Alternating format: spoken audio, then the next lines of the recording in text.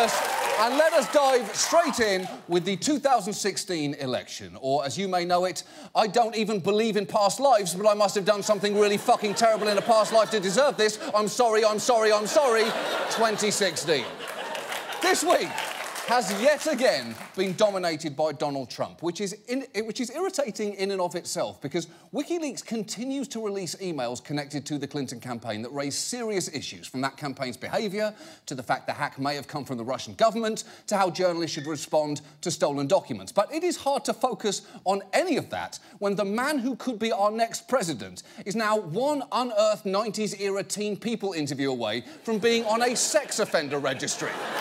Because Trump has had quite the week. The Republican presidential candidate facing a barrage of accusations from multiple women who say Trump touched them inappropriately, kissed them against their will. The first time, it was just like a kind of a quick hug and a kiss on the lips, and I was shocked just because I was like, what was that? I've never had anybody greet me like that. I just kind of excused it as, well, I guess maybe that's how people on the East Coast greet each other.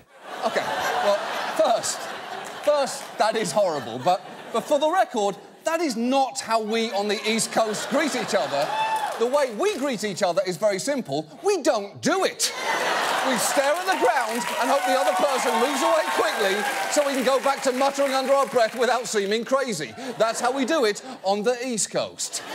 This has frankly been a week of upsetting allegations regarding Trump, and I'm not going to make you sit through all of them again, because all you really need to know about the man is that this was his response to one of his accusers. Believe me, she would not be my first choice, that I can tell you. Man. You don't know. That would not be my first choice. Now, 2 weeks ago, I told you that if you looked up, you could see rock bottom. Then, last week, I told you that if you looked up, you could see the place we were a week ago. Well, this week, if you look up, all you can see are the thin plywood boards surrounding us on all sides, because we are in a coffin and we are buried alive in the horror that is this election. But incredibly, Trump's remarks were actually in keeping with the tone he promised this week. The Republican nominee proclaiming on Twitter he is a free man. Quote, "It's so nice that the shackles have been taken off me and I can now fight for America the way I want to." Yes, the shackles are off, which is actually an apt metaphor, as it calls to mind both Frankenstein's monster and a rabid dog.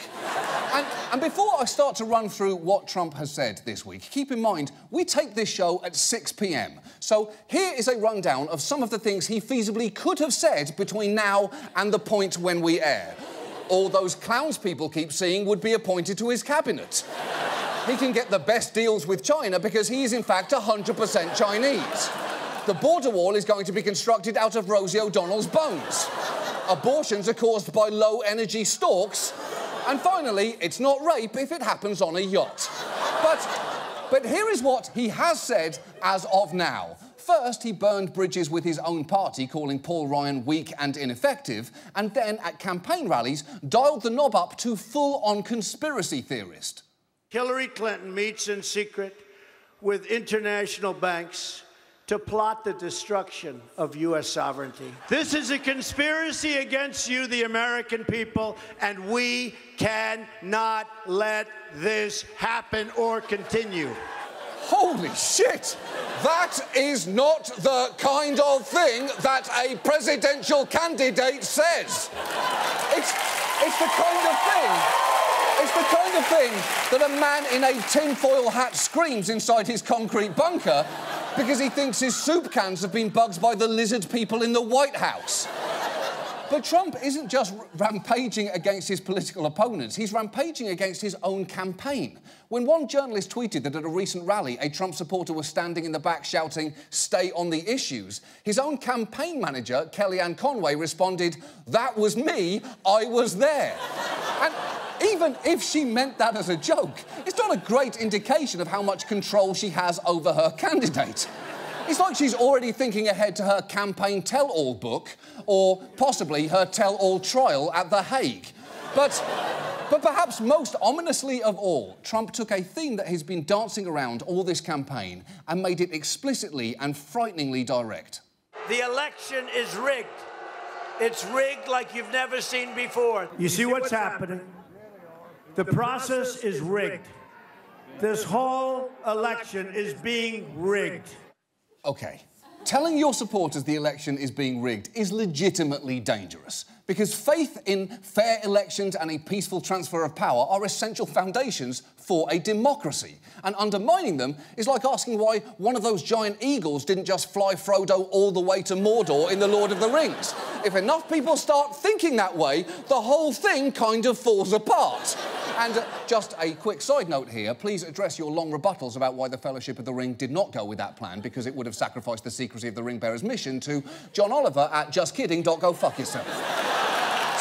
So just to recap, this week, Trump has declared war on his political opponents, the media, his own party, his own campaign, and the concept of democracy itself. It all paints a picture of a man who is increasingly positioning himself as the only source of truth and goodness in America. I never knew it would be this vile, that it would be this bad, that it would be this vicious. Nevertheless, I take all of these slings and arrows gladly for you. And many political experts warned me that this campaign would be a journey to hell. Said that. But they're wrong.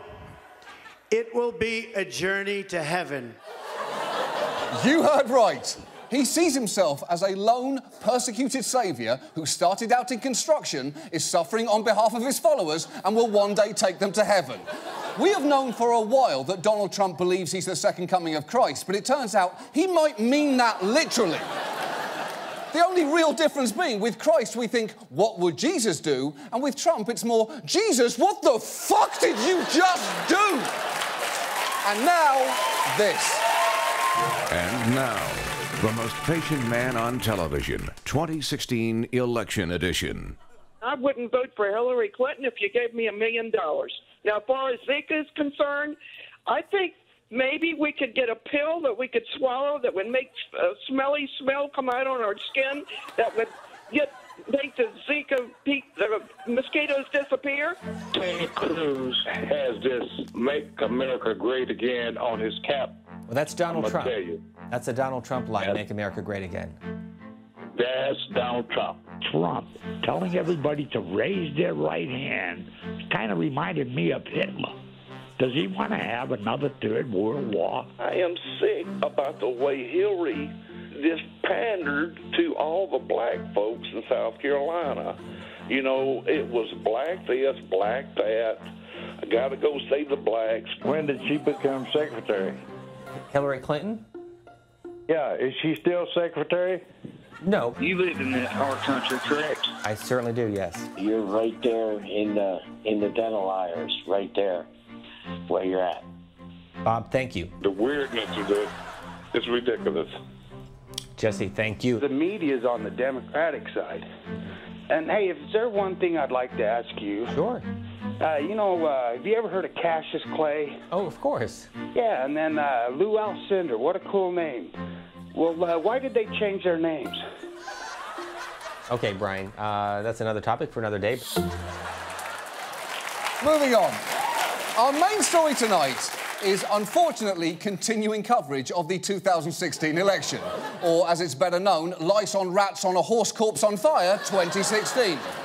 This election has now achieved a dubious distinction. Hillary Clinton and Donald Trump are among the most disliked presidential candidates in history, so it is hardly surprising that some are seeking an alternative. Who's your vote for right now? I really don't like either candidate, to be honest. I'm not really excited about the election. I just don't really feel like I like either option. Republicans and Democrats are kind of bumming me out. 320 million people, and this is the best two that we can come up with. It's true. Americans are so disillusioned by the major party candidates, it seems many would prefer to vote for Kevin Kline's character from the movie Dave or the ghost of Martin Luther King Jr., assuming he only said the 3 quotes that white people like. And this disenchantment may explain the high interest in America's third parties, because when your 2 main options are depressing, any third choice seems good. If you're at a KFC Taco Bell and you see a bunch of pigeons eating something in the parking lot, you might well think, hang on, what have they got over there? And luckily, There are a great many third-party options out there. There's Jim Hedges of the Prohibition Party, the worst party without alcohol since your born-again cousin's wedding. There's Dan Vacek of the Legal Marijuana Now Party, which should really be called the Illegal Marijuana Now, Legal Marijuana ASAP Party. And then there's independent write-in candidate Joe Exotic, who claims to run the world's largest private zoo for tigers and produces incredible campaign videos. First thing is, I am not cutting my hair. I'm not changing the way I dress. I refuse to wear a suit. I am gay. I've had 2 boyfriends most of my life. I am broke as shit. I have a judgment against me from some bitch down there in Florida. And this is all paid for by the committee of Joe Exotic Speaks for America. Wow. Just wow. Joe Exotic is truly the candidate you'd want to sit down and have a beer with, then another beer, and then several more beers until you're drunk enough to try meth for the first time. The point is, Joe Exotic, make America exotic again.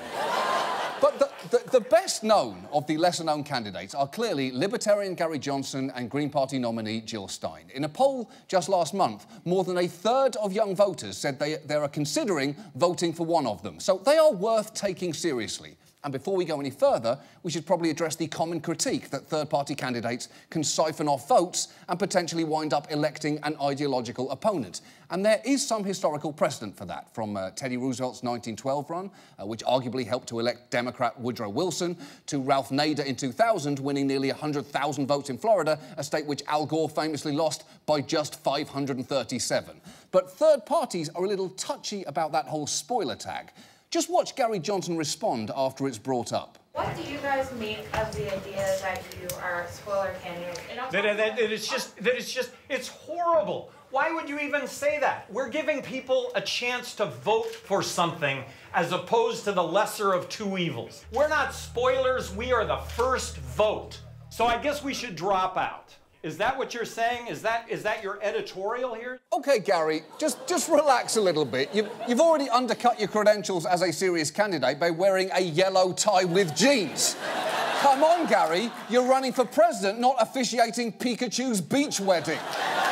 Although, to be fair, Johnson's anger is understandable. Just dismissing third-party candidates as spoilers shuts down debate. And while the argument that the only thing that stops Trump is a vote for Hillary Clinton is a powerful one, so is the argument that people should vote for the candidate who most closely shares their values. So let's vet these candidates not as spoilers or as protest votes, but as legitimate potential presidents. And we'll start with Jill Stein, the candidate who looks most like she believes carob is just as good as chocolate.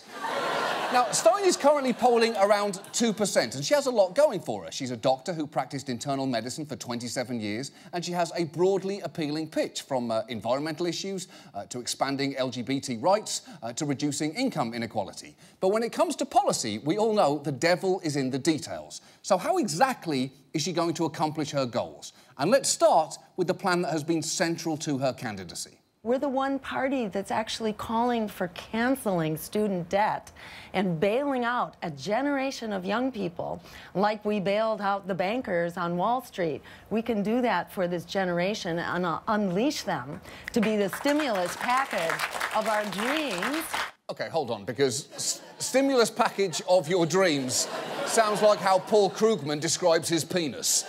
But she is right. Student debt is a massive $1.3 trillion problem. Cancelling it is Stein's flagship proposal. It is to her campaign what the border wall is to Donald Trump's. So you would assume that she has a well-thought-out, coherent plan. My campaign is the only one that will do for young people what our misleaders saw fit to do for Wall Street not that long ago. It was about $4 trillion in free money in the form of so-called quantitative easing, which is a magic trick that basically people don't need to understand any more about than that it is a magic trick.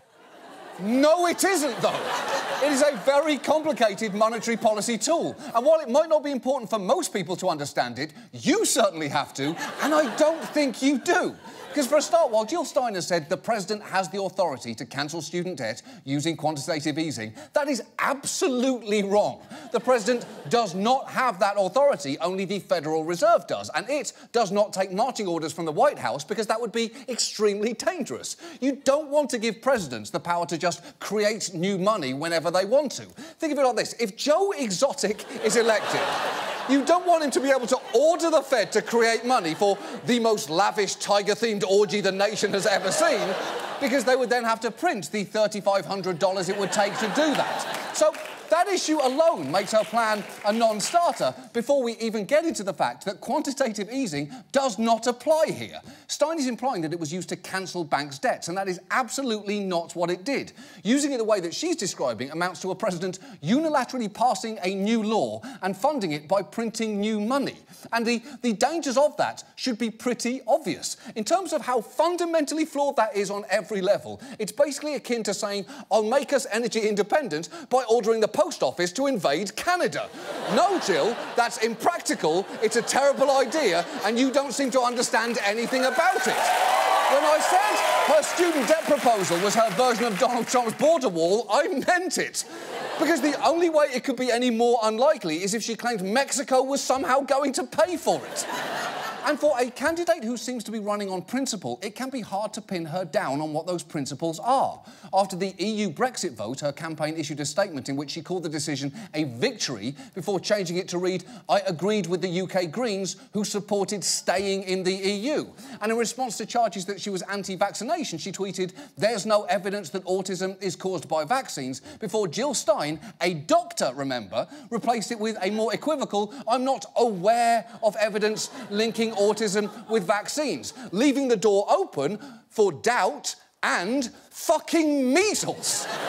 And this strategic vagueness even applies to answering a question from a 9/11 truther. I believe that the hijackers were patsies. They did have intent, but there was no ways they could fly those planes the way they did, and there's no way those steel buildings could fall the way they did. Do you have an opinion about that? So I think we need the full story, and the 9/11 Commission itself said we don't have the full story. So I would simply bring back that commission. This isn't controversial, in my view. It's time to get the full story. What are you doing? You know that man thinks you just agreed with him now, right? You can't just hear a conspiracy theory, fan the flames, and then walk away. Is Katy Perry John Benet Ramsey? Well, identity theft is a real and persistent issue in this day and age, and we really need to look into that. And if none of what I've said bothers you, that's fine. I mean, it's not really fine, but that is your right.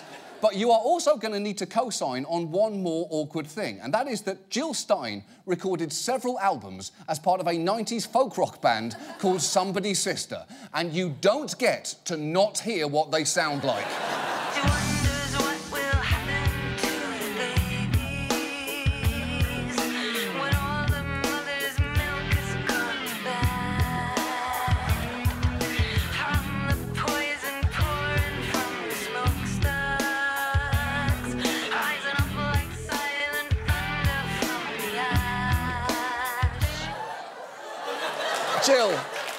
Jill, that is a very bad song.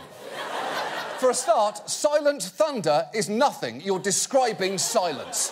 And I frankly cannot have a president who is going to play her own inauguration with a band that sounds like the Indigo Girls fronting the Red Hot Chili Peppers. So for now, let's move on to Gary Johnson, the two-term governor of New Mexico and the man who in most photographs seems to be around 80% sure that he is running for president. Now, he has been polling around 6% nationally, which is pretty remarkable given that his race has been largely notable for moments like not knowing what Aleppo is, not being able to name a world leader he admires, and whatever it is that he's doing here. Do you think if you were able to get on the debate stage that you could pull even? I think I could stand up there for the whole debate and not say anything and emerge as a leader. I'm not sure if he was doing that with his tongue on purpose, or if Gary Johnson's tongue just decided, fuck it, I'm done, and tried to escape through his mouth.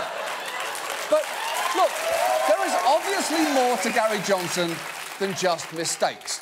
For instance, he is an avid outdoorsman who loves mountain climbing so much, he once described summiting Mount Everest like this.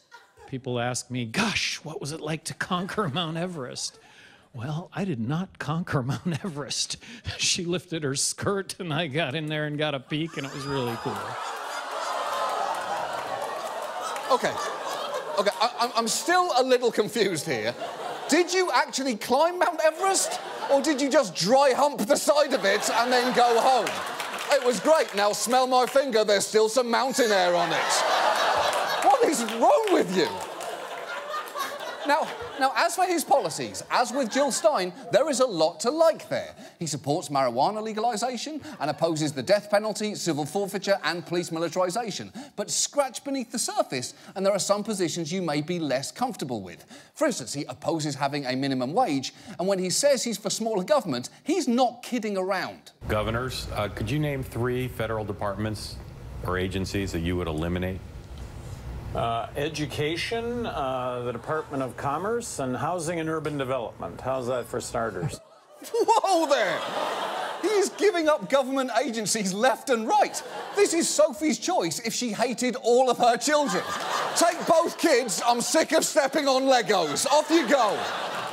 But, to be fair, that is an intellectually consistent position. But now watch him fold under the slightest pressure. Would any of their functions still be performed by the federal government? Gosh, you'd have to assume that they were doing something that was of value. And yeah, if they are doing something of value, yes, we would be looking to continue those operations. Those departments all do a lot of stuff. You can't identify any specific things they do? But you're asking 3 departments, and I'm giving them to you. Right, but then let's just take the assumption that they should be eliminated. Right, OK, for the record, and this is probably obvious, those 3 departments do actually do things of value, assuming that you find Pell Grants, mortgage insurance, low-income housing programmes, the National Weather Service, the Patent and Trademark Office and the Census Bureau to be of some value. And if it comes as news to you that that's what those departments do, well then, hi Gary, I'm excited you're watching the show. Quick piece of advice, please stop trying to fuck mountains.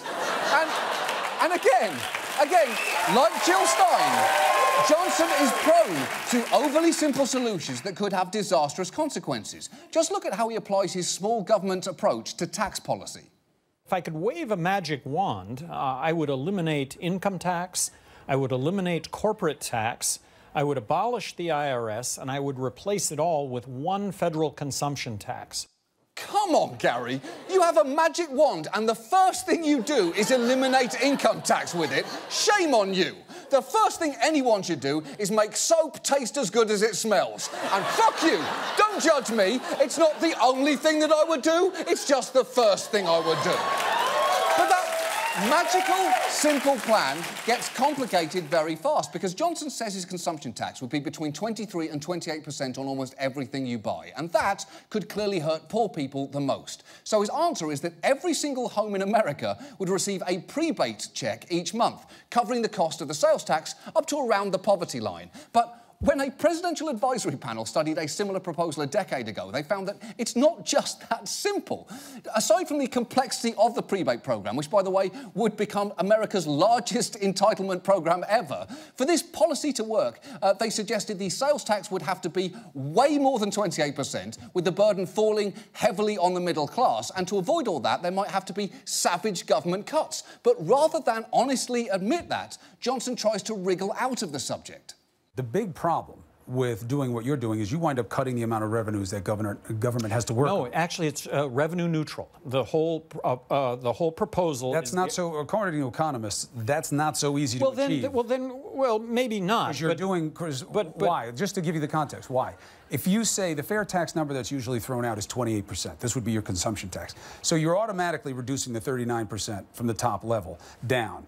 That creates an issue about how you want to distribute the tax burden. You're getting a little too into the weeds. You think so? What do you mean, too in the weeds? The only point of discussing tax policy is to get into the weeds. That and preventing premature ejaculation. That's the 2 options. And if it can seem like Gary Johnson occasionally just doesn't give a fuck, maybe he doesn't, because wait until you hear his stance on combating climate change. Should we take the long-term view when it comes to global warming? I think that we should. And the long-term view is that in billions of years, the sun is going to actually grow and encompass the Earth, right? So global warming is in our future. That's your plan? Don't worry, we'll all be dead eventually anyway? I guess we're just lucky that we won't be around to see that day, because I do not want the last thing I hear to be Gary Johnson saying, the sun's not so much conquered the Earth, it's merely lifted up her skirt and finger blasted it. No, Gary! Why are you so weird? The point here is, the more you look at both Gary Johnson and Jill Stein, the more you realise the lack of coverage they complain about so much might have genuinely benefited them.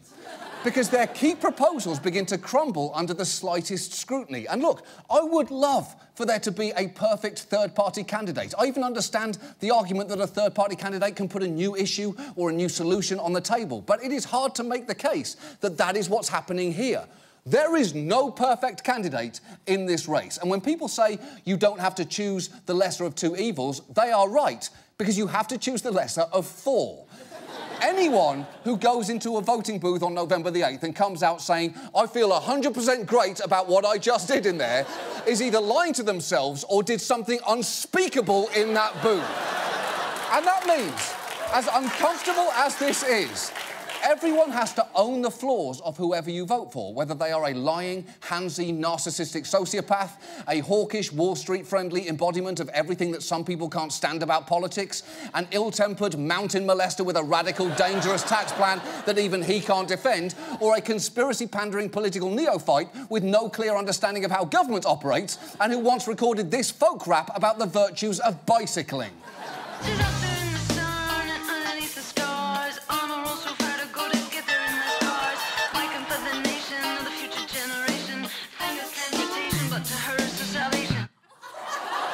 I feel like we just figured out who or what killed Biggie and Tupac. And before you say, well, hold on, John, there is one perfect candidate that you haven't mentioned yet, I will remind you, he's broke as shit and he will not wear a suit. And now, this.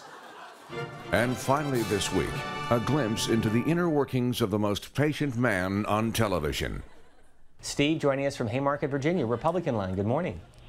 Yes, about 3 years ago, a man named Lang Shifan developed a process where you can burn virtually any carbon fuel you want to without producing any CO2. Now, Alan Savory uses holistic grazing to re-sequester CO2 back in the ground. Mm-hmm. And then if you go to Prince William County, Hellwick Park and Ben Lomond Park, I built about 20 constructed wetlands. And so we can build constructed wetlands, but we're limited to that space between the North Pole and the South Pole. So we really don't have any environmental problems. What we have is a bunch of politicians who want to take $1.5 trillion out of the economy every year for like these windmills up on Mount Storm, West Virginia, and you can go up there and look at them. It takes about 2 hours to get up there. And what it is 10% of them are locked up. Then you have to take a crane that runs on diesel fuel, pick the windmill. Time to go back now. America who can repair big devices like that.